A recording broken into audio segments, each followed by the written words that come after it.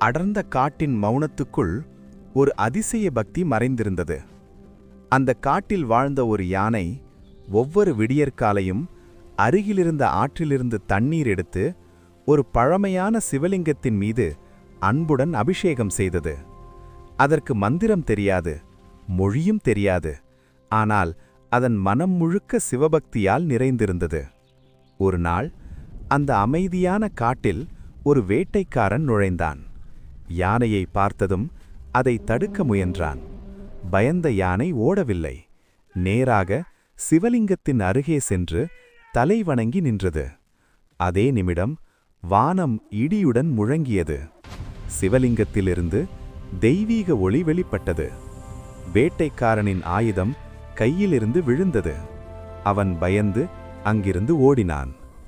யானை அமைதியாக சிவனை நோக்கி தலை வணங்கியது. சிவன் அந்த மௌன பக்தியைக் கண்டு தன் பக்தனை காத்தார். பாடம்: பக்திக்கு மொழியும் உருவமும் தேவையில்லை.